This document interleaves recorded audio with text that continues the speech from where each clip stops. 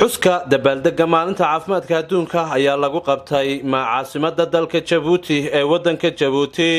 munaasabadan oo lagu qabtay guriga ummadda waxaa ka soo qayb galay madaxweynaha dalka Jamhuuriyadda Jabuuti mudane Ismaaciil Cumar Geelle sidoo kale waxa iyaguna ka soo qayb galay mas'uuliyiinta kala duwan ee dalka Jabuuti oo uu ka mid yahay wasiirka wasaaradda caafimaadka dalka Jabuuti Dr. Jaamac Cilmi Cokiye iyo madaxa daryeelka caymiska caafimaadka dalka Jabuuti Xasan Roobleh Cabsiye geesta kale waxa munaasabadan iyaguna goob joog ka ahaa oo ka soo qayb galay shaqaalaha caafimaadka ee wadanka Jabuuti munaasabadan oo lagu weyneynayay maalinta caalamiga ee caafimaadka ayaa waxa lagu soo bandhigay barnaamijyo kala duwan oo ka hadlaya daryeelka caafimaadka iyo muhiimadda uu leeyahay bulshada qaybaheeda kala duwan madaxa daryeelka caafimaadka caymiska ee dalka Jamhuuriyadda Jabuuti Xasan Roobleh Cabsiye ayaa warbaahinta uga warbixiyay saad wada arkayseen waxa weeyaan caymiska caafimaadka guud madaxweynuhu 3 sano ka hor ayaa aragtidiisu ahayd uu dhaqaajiyay maanta waa nasiib adduunyada 3 sano kadib inay aragto ayadna ma aragtay ay u noqoto goldhig maanta caafimaadka caymiska caafimaadka guud ina looga dhigo hal dhig looga dhigo taas waxa weeyaan waa anaka 3 sano kadib guul baan gaadhnay waxa weeyaan aragtidii madaxweynuhu hirgashay boqolkiiba 88 baan soconaa bulshada reer Jabuuti inay ka faa'iideystaan caymiska caafimaadka guud waxa imika madaxweynuhu nagu dhiirigeliyay in qaybaha kale haray ee bulshada ka kooban sida dadka shaqooyinka ma aragtay gaarka iska haysta inaan gaadhno aan iyagana u faa'iideyno ay ma aragtay qiimo suurtagala aan ka qaadno aan kaarkana gaarsiino caymiska caafimaadka guud in 5 qof ba 4 qof oo reer Jabuuti ayaa caymiska caafimaadka guud ka faa'iideysta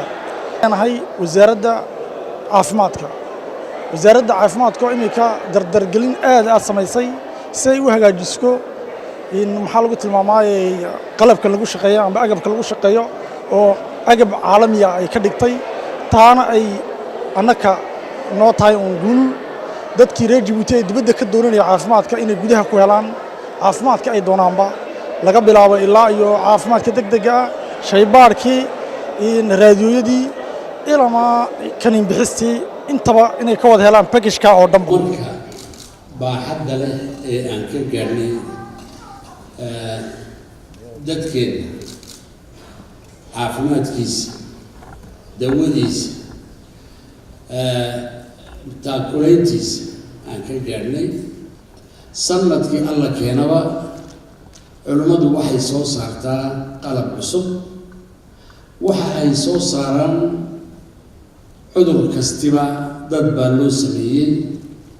oo ka shaqeeya oo professor ah oo baadha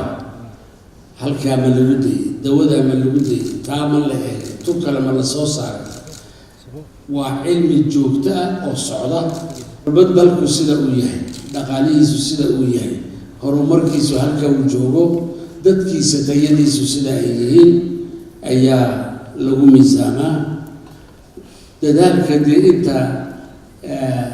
wax kale ka horreysiinaysaayna way jiraan inta caafimaadka iyaan anagu horreysiinaynaa lehina way jiraan sida inoo kale maxaa yeelay qof caafimaad qaba unbaa wax barta qof caafimaad qaba unbaa shaqeeya qof caafimaad qaba unbaa xoogsada qof caafimaad qaba unbaa dalka daafaca qof caafimaad qaba unbaa horumarka keeni kara kolka waxay noloshu ka bilaabmaysaa caafimaadka waan isleedahay